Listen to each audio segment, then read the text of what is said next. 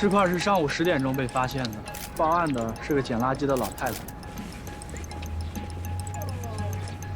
把尸体的手臂放进琥珀里，犯罪成本太高了。一定有他的目的。哎，有没有一种可能是一个连环杀手独创的尸体签名啊？啊？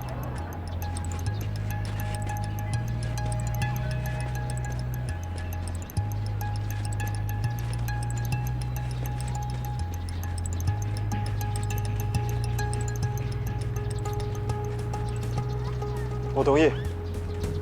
啊？我还以为你要说，没有证据，就不要太早下结论。谁说没有证据？我刚才看了一下，相同的脚印一共有42个，而且不是呈直线分布的。那就是说，有个人在这个荒郊野岭的地方原地瞎溜达，很有可能就是那个埋尸的人。不对，我从琥珀周围的土质上来看，至少他埋了1个多月了。但是，昨天刚下了一场暴雨，而且昨天下午4点多才停。这些脚印一定是昨天4点多留下的。所以我同意你刚才推测，这很有可能是一起连环杀人案。这些脚印是昨天过来埋新的尸块的。哦，对了，这块石头是之前压在琥珀上的，被发现的时候就在琥珀旁边。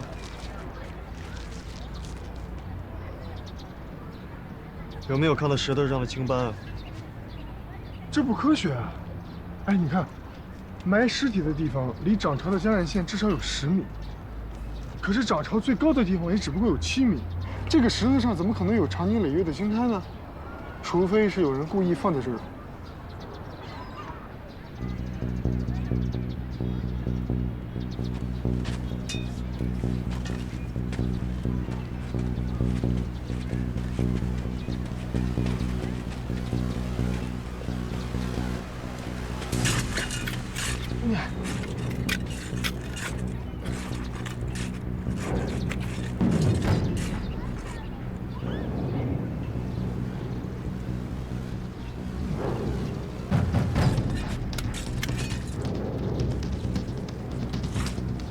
呀，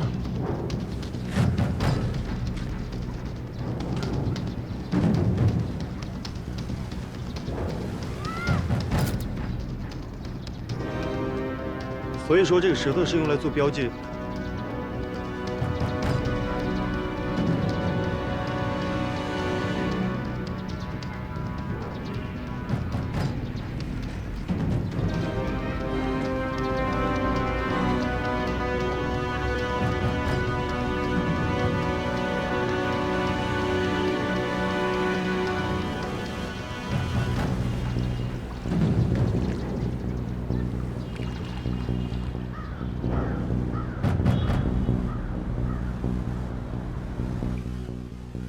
这12只断手目测不是来自同一具尸体。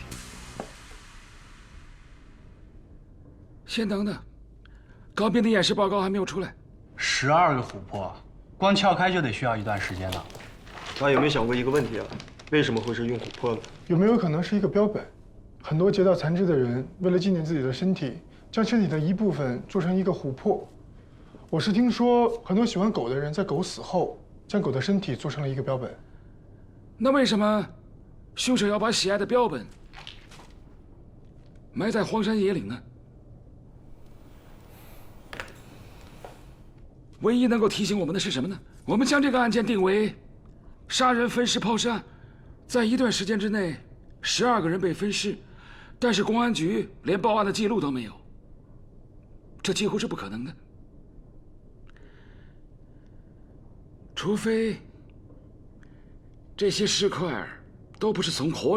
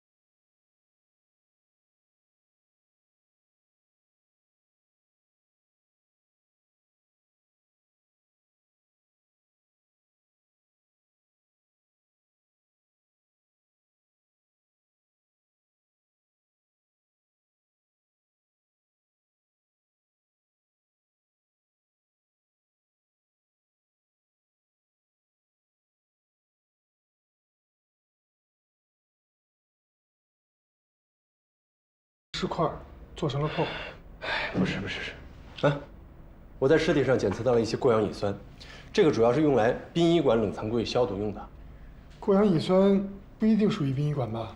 哎，你说的对，但是我还检测到了一些防腐剂，过氧乙酸加上防腐剂，那肯定是殡仪馆用的了。你的推测就是这些尸块是属于殡仪馆尸体上的？我不是推测，不是推测，是事实。指纹我已经对比过了，其中一部分和警局记录在案的死亡证明完全能对应得上，他们都是死于意外或者是疾病。这是死亡证明。这些受害者的性别、年龄、职业完全都不同，他们唯一的共同点是，都是在滨江火葬场火化的。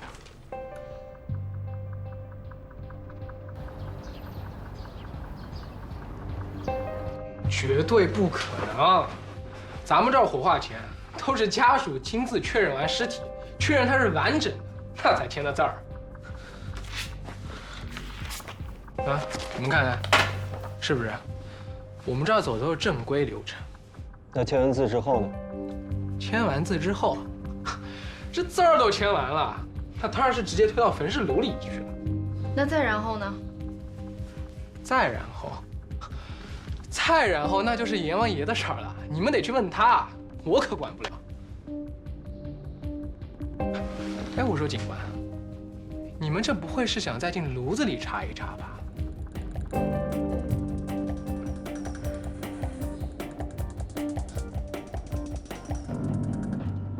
太奇怪了，你也注意到这个了？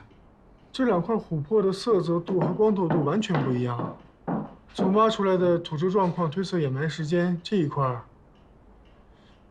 应该是很早掩埋的。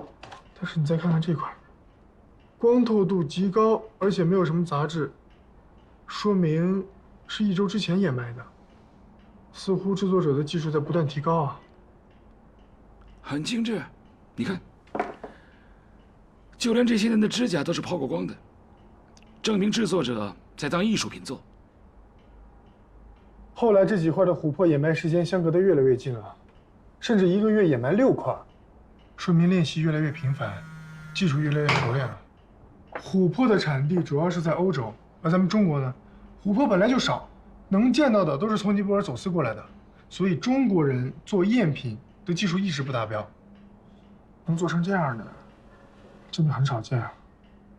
你看，封装艺术节，这是1个月前公布的海报。你再看一看参与者名单，琥珀大师。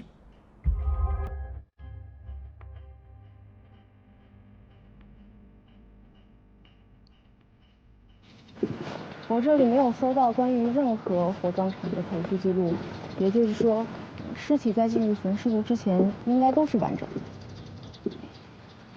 棺材很贵，火葬场不可能把棺材给烧掉啊。他们基本上进入一个房间之后呢，会把棺材先拆下来，尸体继续向前传送。我倒是觉得他们有时间把手剁下。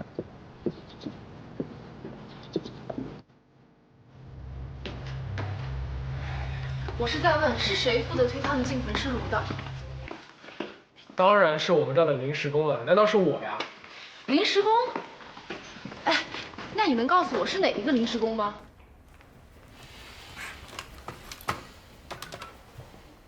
喂，田老王，赶紧来趟我办公室。啊？老王不见了。不见了？那你有他照片吗？教授以前真的是艺术家，没听您提起过。我倒是看过那会儿的回忆录，一到晚上，一帮女大学生们就坐着公交车，左手一只鸡，右手一只鸭，找那帮诗人啊、画家呀，劈柴做饭、吃喝玩乐，还坐在篝火旁。现在不能生篝火了，污染环境。不过那会儿可真是文艺青年最好的时候啊。那个时候，几乎全中国的长头发男人都聚齐了，但是总有一个小白胖子，站在那个小凳子上面，背着破吉他，找个女孩说：“这是我专门为你写的诗啊。”一站2、3年，姑娘换了几10个，是的，还是那两句。但是这个哥们儿怎么看怎么也不像艺术家啊。你怎么看还不像个警察呢？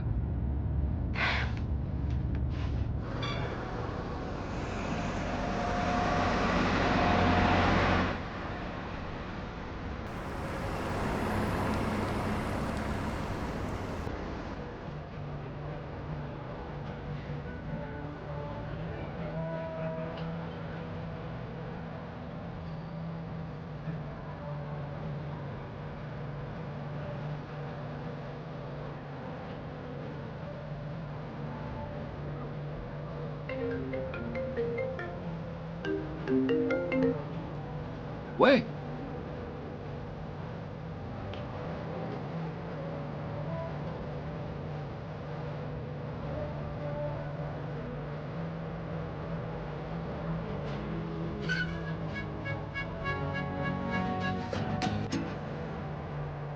好。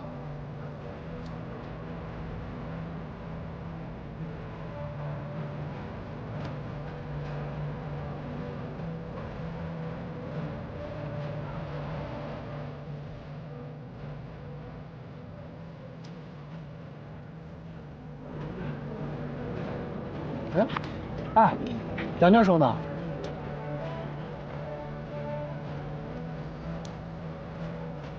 哎，去哪儿了？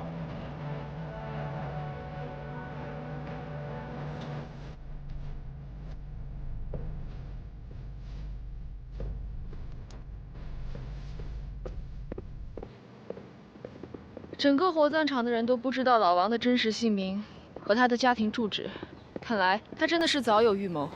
把照片传到警局系统。哎，警察同志，看能不能找到相对应的。盗窃案，今天盗窃案呢？以你的能力，自己能解决吧？别，你们管不管呀？你们这要是再不管，这就要变命案了。丢尸体的死者家属说是要杀了我呀。尸体怎么可能会丢呢？就我也不知道，这好端端的尸体怎么就丢了呢？我做这行那么多年，从没发生过这种事儿。因为尸体照片。哎，你看，你最后一次看到这个尸体是什么时候？前天晚上拉来的，挺年轻一小伙子，据说得了心脏病。哎，对了，今天早上检查的时候，这尸体还在。这下午家属说要做告别仪式，这刚一打开冷柜，这尸体就没了。你是说，就是刚才我们在的时候，这个尸体才丢是吗？是啊，不只是尸体，我们的灵车都没了。这司机师傅说他把钥匙给了搬尸工，我刚才一打听，这没人说拿到钥匙。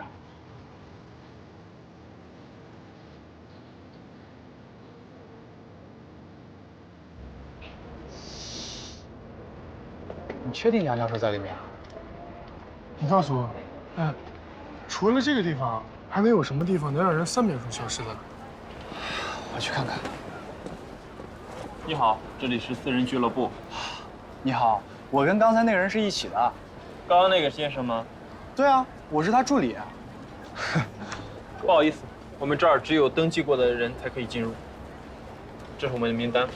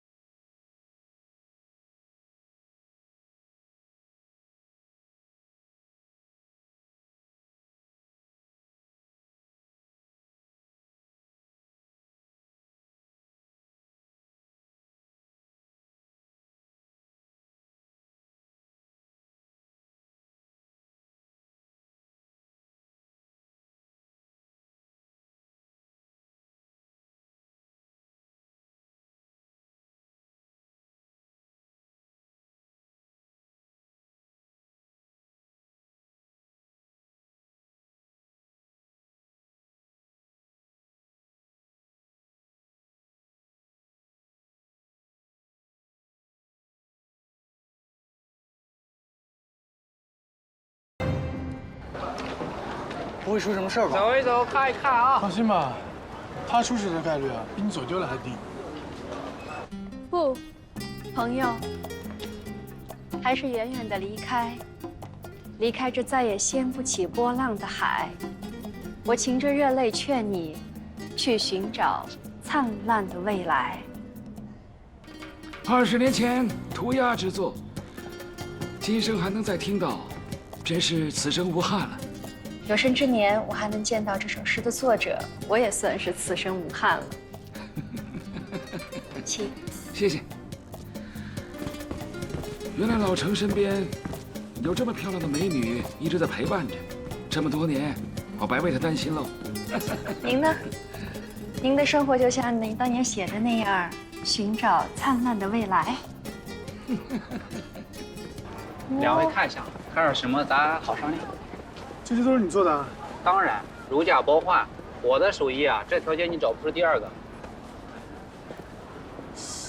这个琥珀沉淀物太多了，而且通透度也不高啊。你到别的摊位看看就知道了。关键是，你这些创意都太普通了。拿鸡和鸭子做琥珀，有保存价值吗？哎，我说你这人什么意思啊？你想要高品质的去找马克，来我们这小摊位晃什么？马克是谁？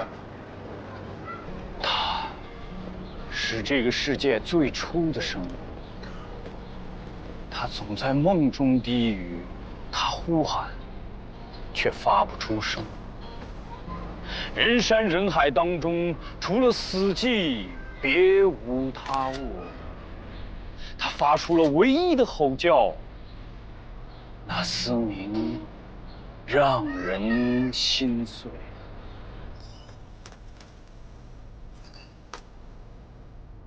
火葬场的监控显示，这辆灵车是老王开走的。因为这辆灵车非常的显眼，所以我调查到他在中午的时候几乎横跨了半个市区。现在呢？开去南郊了。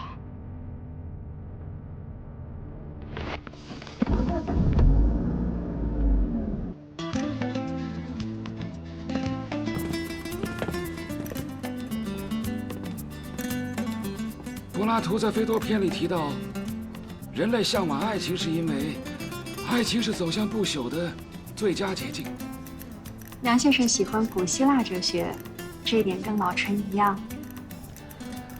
现在批评界啊，把我们这帮人称为神性写作者，因为我们痴心妄想，追求不朽。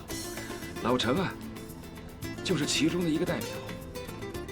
可以见得。我最了解他了。这次艺术节，他应该是幕后的投资者。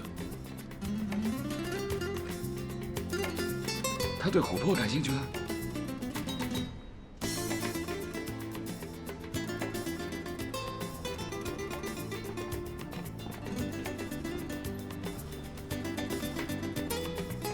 上帝之手，原来你也是冲这个来的。没错，我们是要展出马克的艺术展品，但那是我们这次琥珀展的神秘压轴展品。如果您感兴趣的话，一定当天来看现场。好啊，老陈一定欢迎您的。我都快等不及了。我看不是您等不及，是您的同事们等不及了吧？啊，对不起啊。喂，教授，我们好像找到那个叫马克的琥珀艺术家了。嗯，好，我先告辞了，很高兴见到你。等不了了，再等他就要走了。祝你拥有琥珀一样透明而永恒的幸福。警察，你走不了了。你涉嫌毁坏尸体，走，跟我们回去起诉调查。尸体毁坏尸体，这不太爽了。不能了吧？人家是艺术家，不可能的。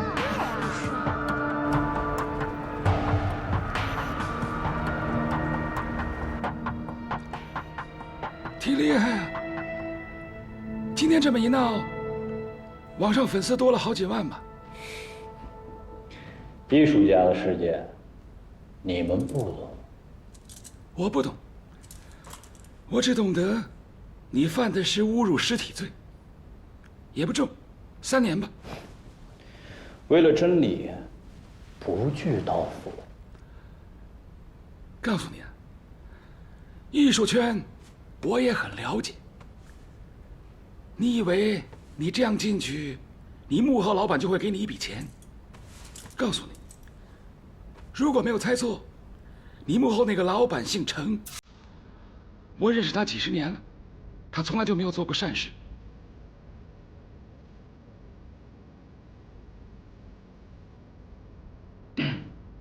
那我该怎么做？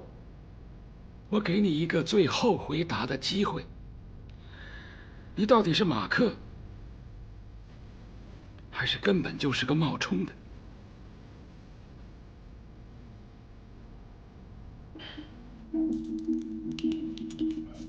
他们都说我长得像马克。放了他吧，他什么都不知道。你怎么知道他是马克？艺术家长得什么德行我很清楚，能够做得出上帝之手的人，一定有些偏执狂。他呢，大不了就是一个不得志的文艺青年喽。从他眼神中就能看出他很平庸的，就是因为有2撇胡子，老程就觉得呢，他长得像马克，让他在艺术圈里炒作一番。老程是谁啊？我老朋友，做收藏的。我估计他现在已经猜出我们正在找做琥珀断手的人。现在啊，都不是把艺术品盗版了，直接把艺术家盗版了。喂，啊，华龙那边传来消息，说找到马克的据点了。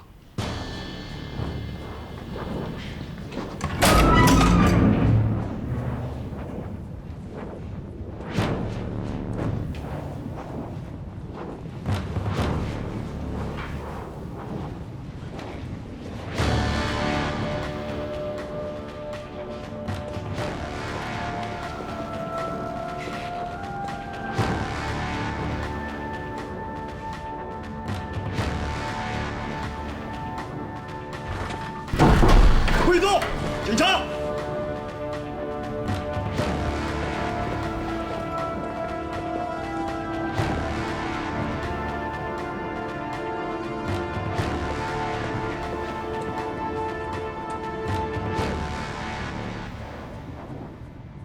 把保险箱打开。什么箱子？打开！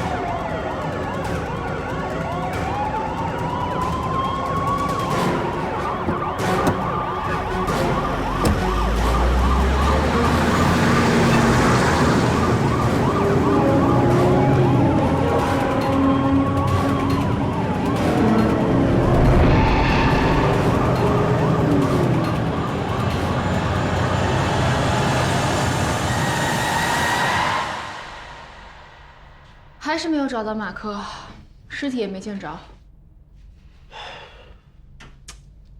这个眼球非常有意思，它不像是从殡仪馆的尸体上取下来的，它没有被冷冻过，而且眼角膜的清晰度非常好，一点也不浑浊。也就是说，它是从活人的身上取下来的，做成了琥珀。最奇怪的是，这个眼球的视神经是萎缩的，也就是说，这个眼球的主人是个瞎子。看来马克已经不满足于尸体了。不对，这绝对不是马克的作品。你仔细看，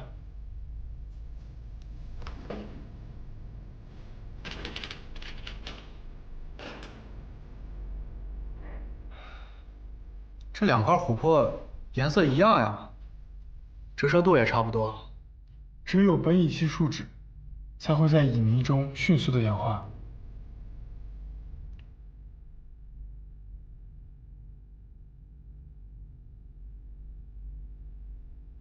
这些啊都算低档品。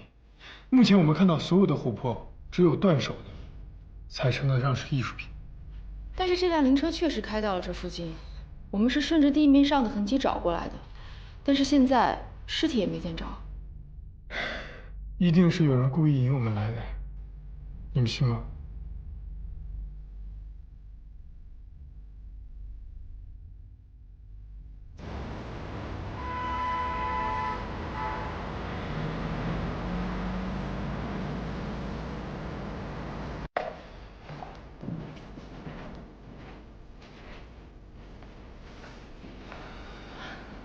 警官们不会这么认真吧？我只是来取回我要的东西。先登记一下你的姓名，还有身份证号。我能跟你们头说话吗？找这个。谢谢。这是我们警方很重要的证物。这是私人财物。你怎么能证明呢？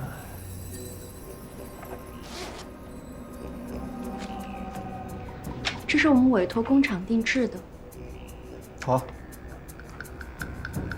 我想知道这个眼球的主人是谁。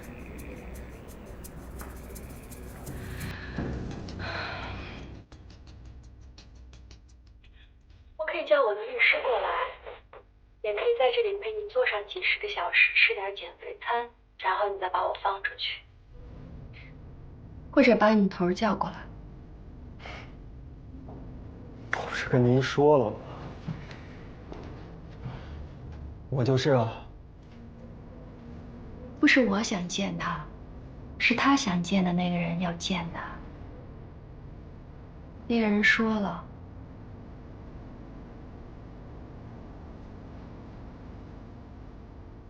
死之前没有几次见面的机会了。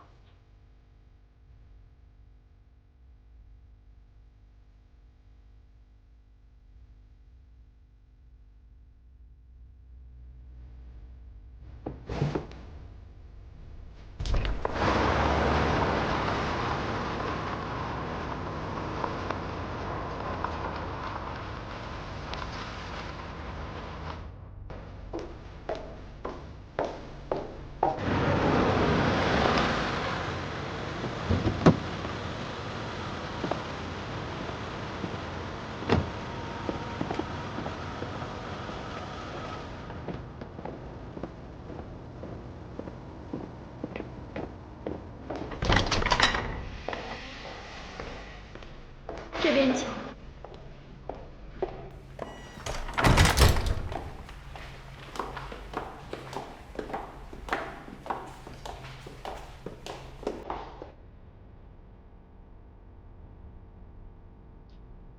梁教授进去了。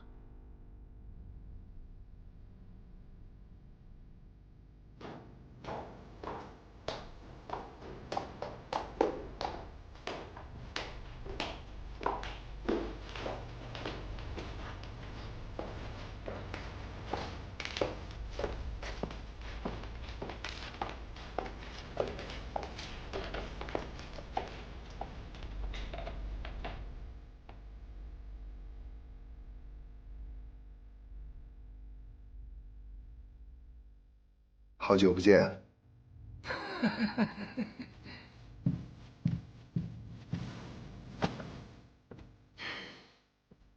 你是来会老朋友的，没必要带着其他人吧？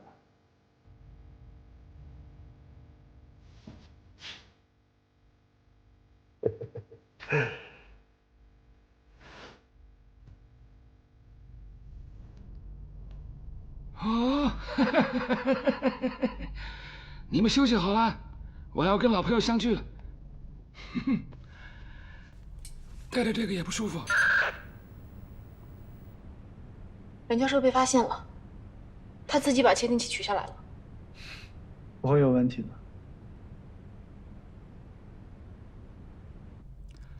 拿到隔壁就收不到了啊！不要回了，这是公家财产啊。需要这样吗？每个客人来你们都这样对待啊？哼，这个是你当年送我的，还记得吗？当然记得，我也一直带着。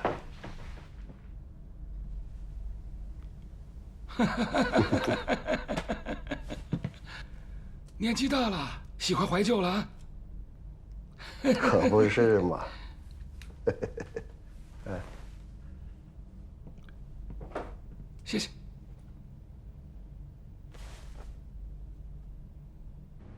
他要是没有十足的把握，估计也不会自己摘下来。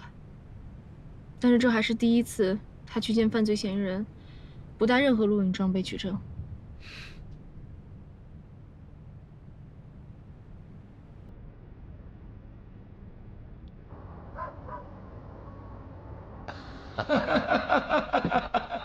哎，好，谢谢谢谢，我来。来。好。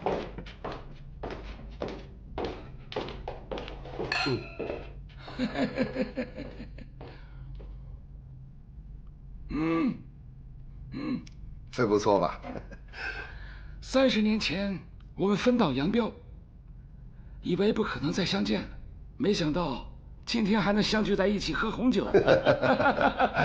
是啊，我也没想到，之前一直坚持为艺术而奋斗的你，却会去做了警察啊！在你眼里唯利是图的我，却还留在艺术圈啊，家里有一支红玫瑰，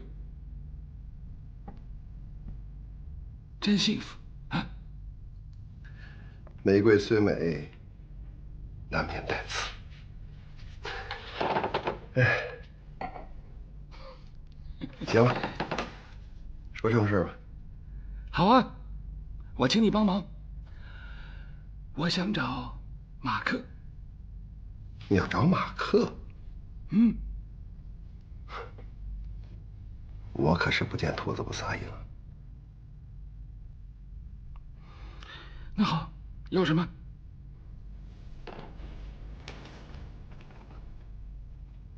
我想做个交易，我要上帝之手，不是一个，我要全部。那可是警方的证物啊！哎呦，这做警察可真是搞收藏的最佳选择啊！不管什么东西，只要说是证物，随时都可以带走。嗯。哎，少了一只眼睛，果然比较偏见。不说这个，说那个马克，你了解马克多少？我不喜欢你用警察的语气跟我说话。我也不喜欢你用罪犯的语气跟我说话。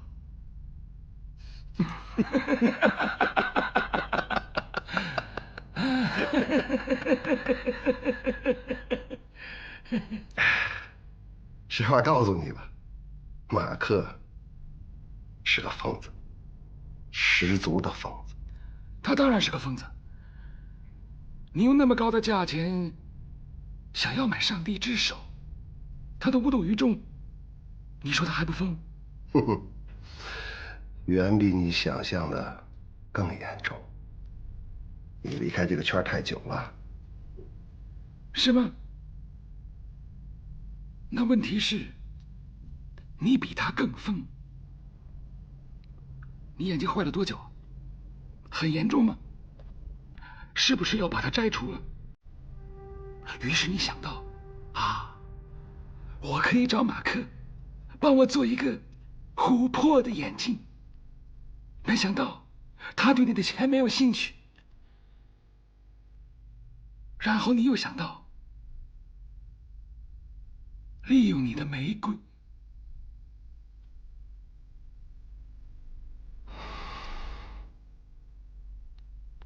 你走吧，这应该是我们最后一次见面。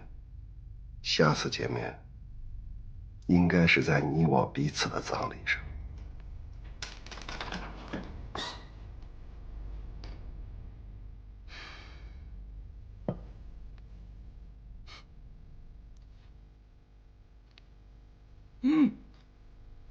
很名贵的红酒，谢了。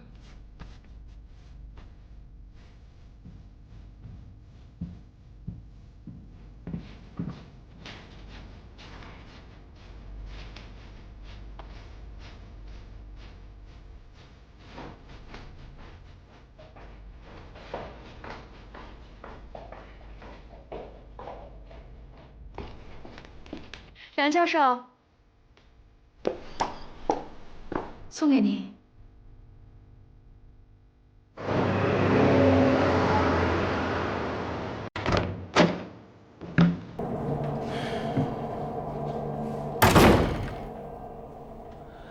当时供我赏花人，点检如今无一半。梁教授，谢谢。我们还查吗？老程那边就不用查了，他是一个需要我们来欣赏他生活的孤独老人。他跟马克的关系还没有到去保护他名声的时候。可是这个马克在哪儿，的确是个问题啊。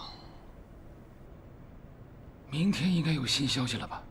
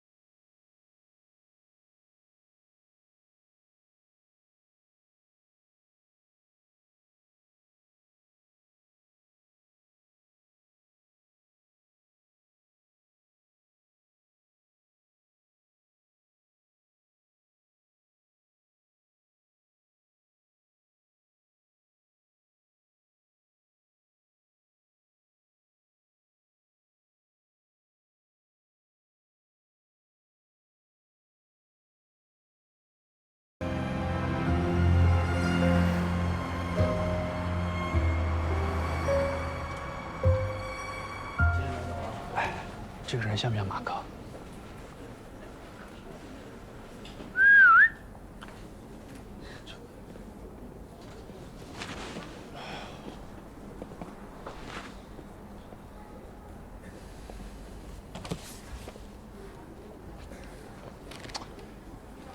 反正梁教授说在这里能找到线索，找吧。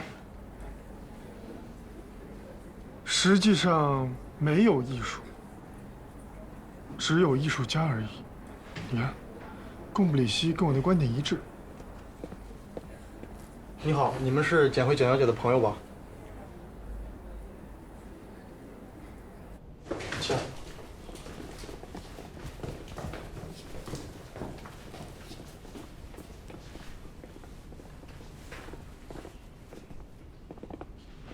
写诗的人呢？那个疯子早不知道死哪儿去了。他多久没来了？具体有挺久了吧，我也忘了。最后一次是被我们老板轰跑的。我们以前轰都死磨硬泡的，还是我们老板厉害。最后是怎么赶跑的？平日里看他面黄肌瘦的，一看就没饭吃。每次他来，我们都会给他些剩菜剩饭。那次他说无以回报，念2句诗吧。我们老板说只要你不念诗，我多给你2口吃。老板人呢？不知道，今天没来。哦，对了，我们老板的手机里朋友圈有这个人的照片，我给你看看。担心他万一以后偷东西，所以拍的。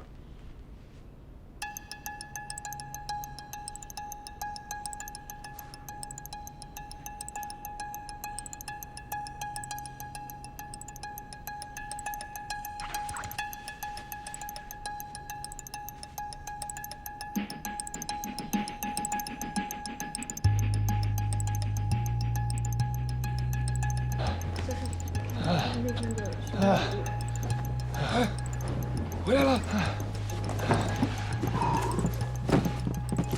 灯塔的光烤化了黑夜的黑，槐花香里藏着望乡的孤魂。不小心把地址写下来了。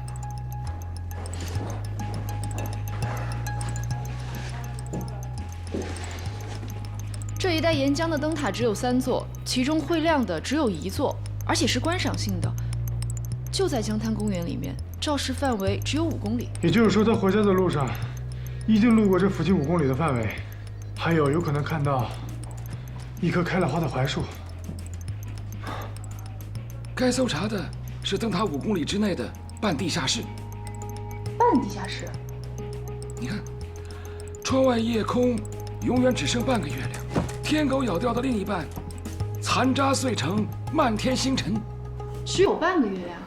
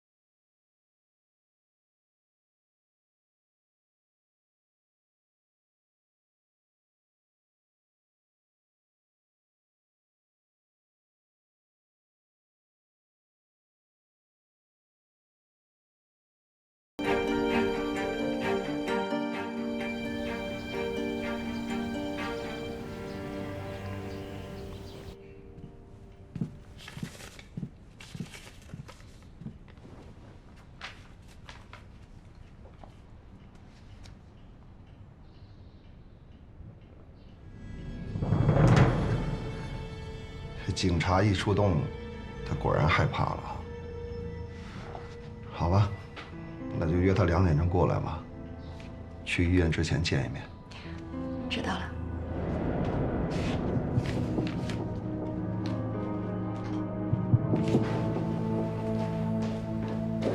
就在下面。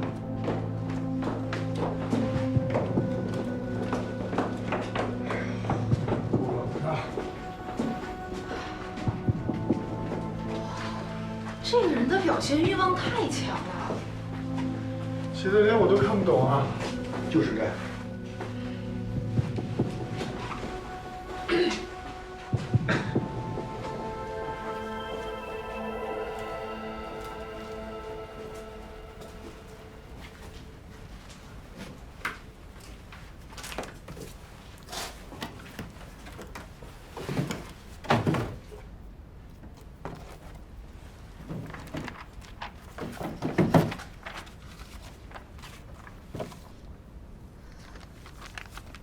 这些记录都是从去年7月21号开始的，也就是说，他近1年内才有要做琥珀的想法。你看，1年内就能做成这样，太不容易了。哎，请说，女朋友给他写的，有名字吗？这应该是3年前写的。一个女孩写给马可，还能保存得这么好。看，还有一张。这信我们带回去吧，说不定梁教授认识这个人。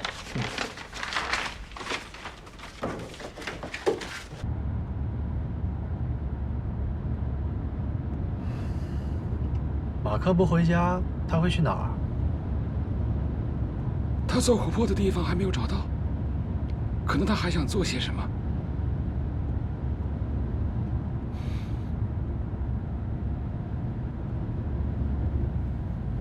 信是简慧写的，不可能吧？那种女孩会看上马克？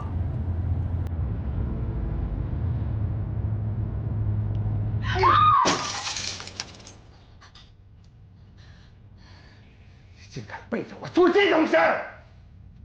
说啊！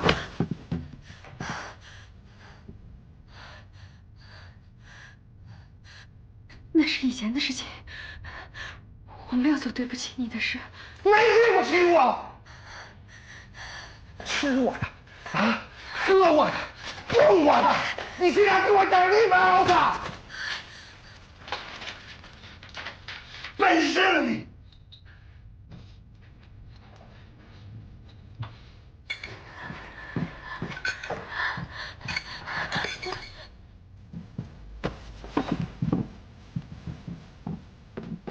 干什么你？放手！你就是为了过这样的日子才离开我的吗？这是我自己的事情，你管不了，你管不着。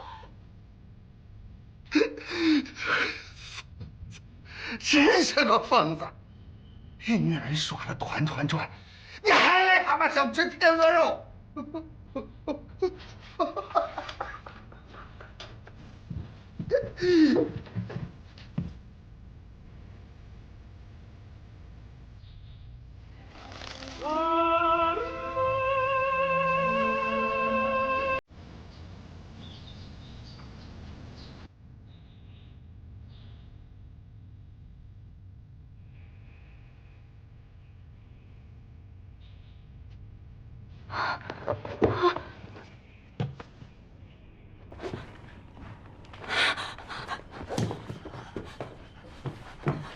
老陈，老陈，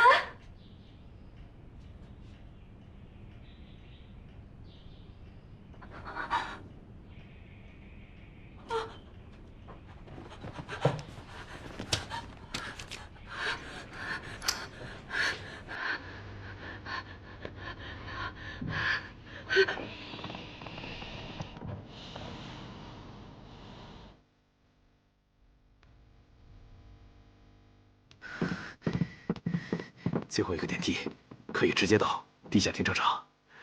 好，陶探，我知道。走吧。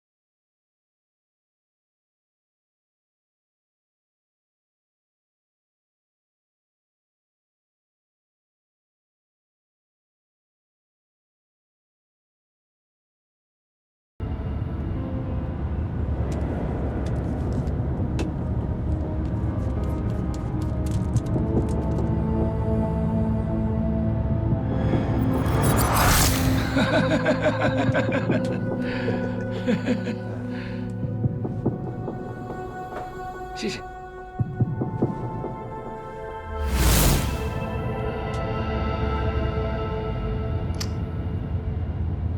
苏梅，那个窃听装置可以逆向追踪吗？可以，给我5分钟时间。嗯。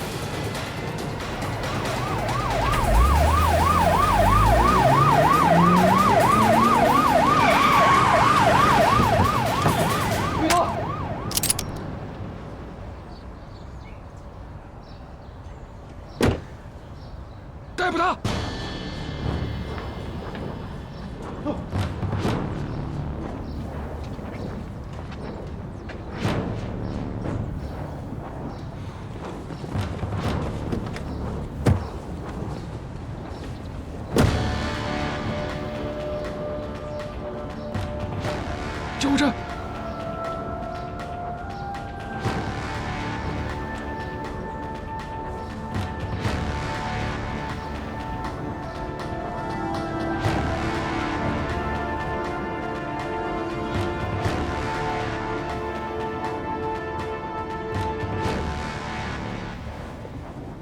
为什么杀程记？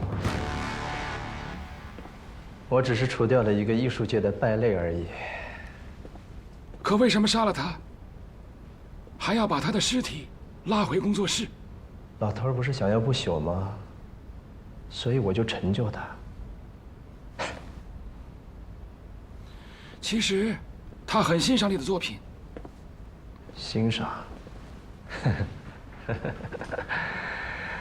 一个艺术界的败类，他眼里的欣赏，不过是一堆臭钱而已。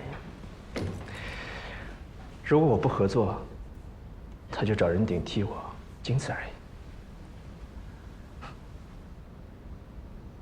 我很喜欢你的诗歌，尤其是你跟简慧的情诗。其实你恨程记，不只是因为他对你作品的态度，更因为简慧。他说，如果你有钱了，你想要什么样的女人，你都能得到。是的，所以我放下尊严去找她。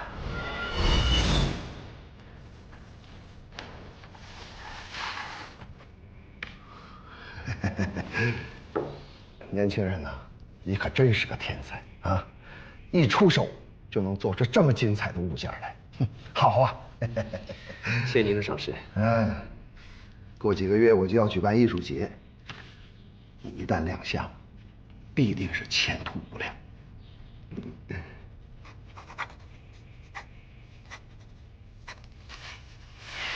你放心啊，钱不是问题，我明天就可以打款。亲爱的，我回来了。啊。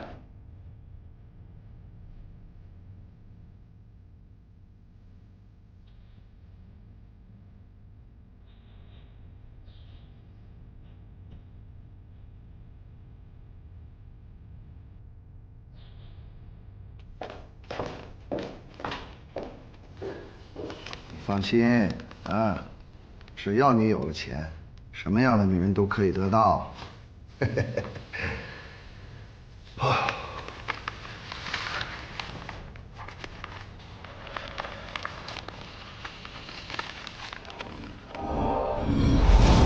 还是这老头儿。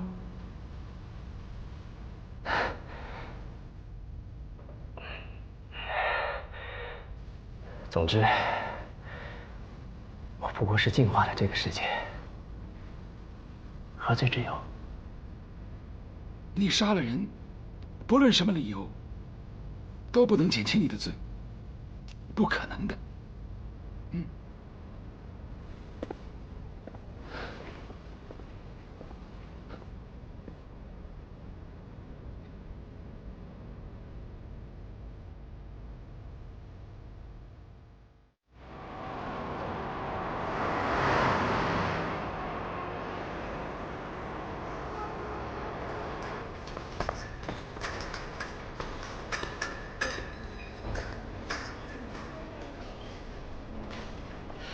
这么多项运动，你偏偏喜欢这一项？不光是这个，其他的我也很喜欢。哎，很多天才都死于击剑格斗当中，比如说诗人普希金。这项运动是属于天才的运动，因为它优雅灵巧，跟那些散打呀、拳击啊还真不一样，不是那些野蛮的人可以轻松驾驭的。哎，龙哥，哎，你会不会啊？要不要找教练教你啊？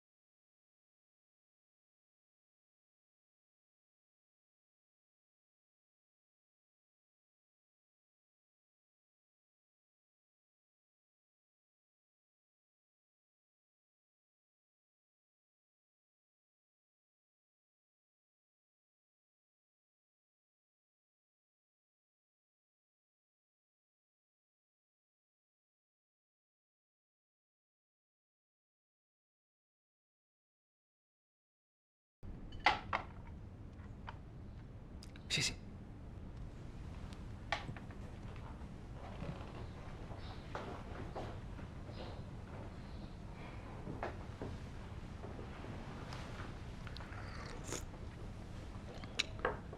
原来老程上一次请我来的目的，是想帮我安装这个窃听器。他一直想让马克出山。这支笔呢，是老程的遗物，知道吗？它有一个作用，那就是录音。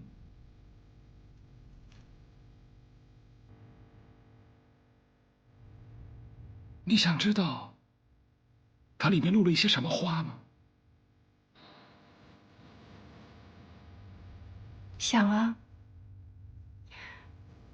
不过我想都是些无关紧要的事情吧，不然梁教授现在也不会坐在这儿跟我一起喝茶了。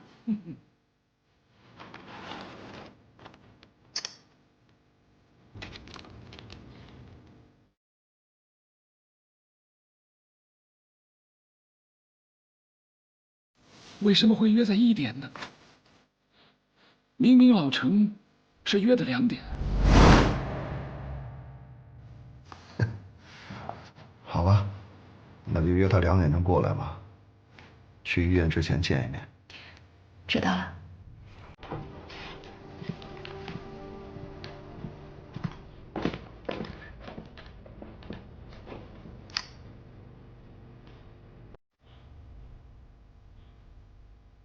老程约你1点见面。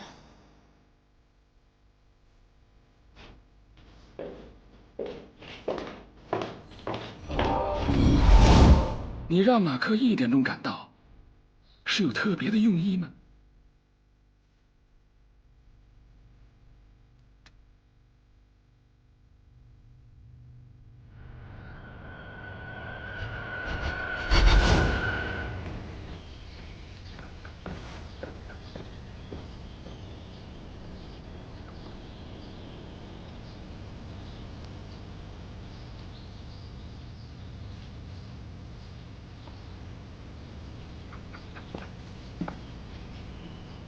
说啊！吃我的啊！割我的，用我的！你竟然给我等你们！我靠！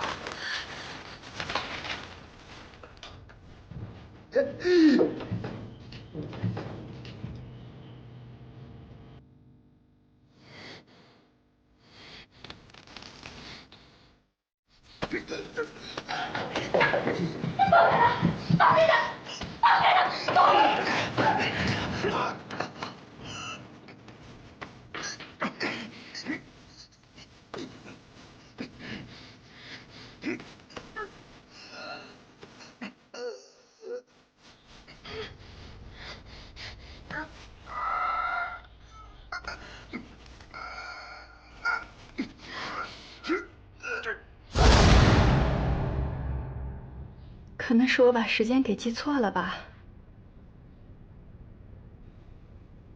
喝茶吧，梁教授。都凉了。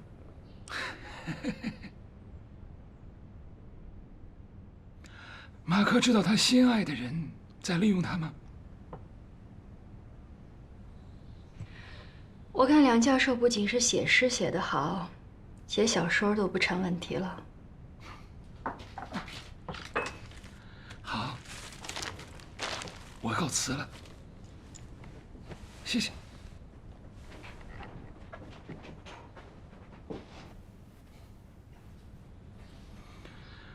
老程啊，果然是带刺的玫瑰，伤人不轻啊。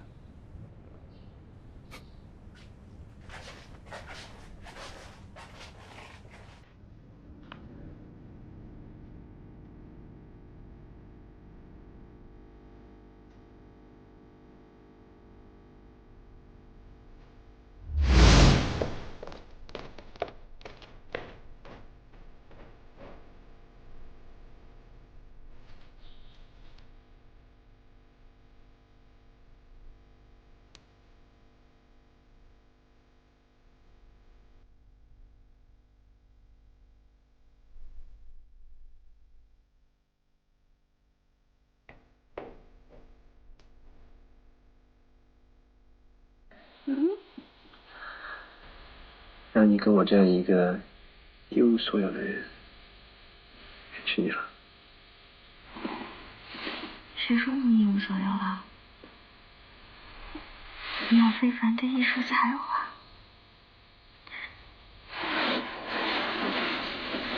你还有我，是不是？